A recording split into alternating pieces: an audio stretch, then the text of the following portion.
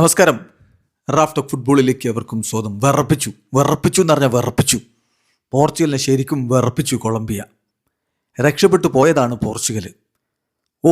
അവസാന ഘട്ടത്തിൽ ഡേവിഡ്സൺ സാഞ്ചസിൻ്റെ ആ ഗോള് വളരെ വളരെ ചെറിയ മാർജിനിൽ, ഒരു മാർജിനിൽ ഓഫ് സൈഡ് വിളിച്ചു റഫറി.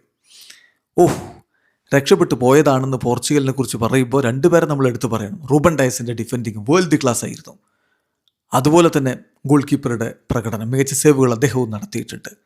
ക്രിസ്ത്യാനൊന്നും ചിത്രത്തിലേ ഉണ്ടായിരുന്നില്ല.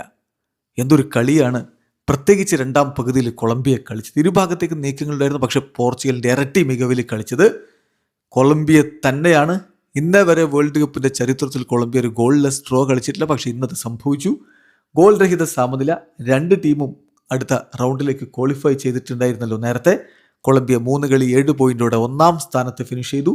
പോർച്ചുഗൽ 3 കളി 5 പോയിന്റ്, അതായത് ലോക ചാമ്പ്യന്മാരാകാൻ ഫേവററ്റുകളുടെ കൂട്ടത്തിൽപ്പെടുന്ന പോർച്ചുഗൽ ഗ്രൂപ്പ് സ്റ്റേജിൽ കളിച്ച 3 കളികളിൽ ഒറ്റ കളി മാത്രമാണ് ജയിച്ചത്, 2 സമനില. ഏതായാലും ഈ മത്സരത്തിൽ പോർച്ചുഗലിൻ്റെ മുന്നേറ്റങ്ങൾ നയിച്ചുകൊണ്ട് Cristiano Ronaldo, Pedro Neto, Bruno Fernandes, Joao Felix എന്നിവരൊക്കെ ഒരുമിച്ച് അണിനിരന്നപ്പോൾ മറുഭാഗത്ത് ഹാമേസ് റോഡ്രിഗസും കൊർഡോബയും ലൂയിസ് ഡയസും ജോൺ എരിയാസും ഒക്കെ ചേർന്നുകൊണ്ടാണ് കൊളംബിയയുടെ മുന്നേറ്റങ്ങൾ നയിച്ചത്. ഇരുഭാഗത്തേക്കും നീക്കങ്ങൾ ഉണ്ടായിരുന്നു ആദ്യ പകുതിയിൽ.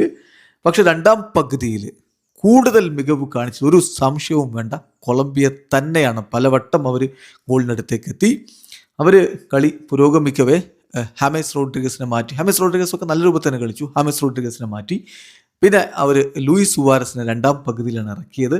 രണ്ടാം പകുതിയിലും അവർ അത് അവസാന ഘട്ടത്തിൽ അവിടെയും അവർ പലവട്ടം അവസരങ്ങൾ ഉണ്ടാക്കാൻ വേണ്ടി ശ്രമിച്ചുകൊണ്ടേയിരുന്നു. ഒരുപാട് അവസരങ്ങൾ ഉണ്ടായി. പക്ഷേ പന്ത് വലയിലേക്ക് കയറിയില്ല എന്നതുകൊണ്ട് മാത്രം കൊളംബിയ സമനില കൊണ്ട് സംതൃപ്തിപ്പെട്ടു. പോർച്ചുഗലിന് പക്ഷേ നിരാശയില്ല.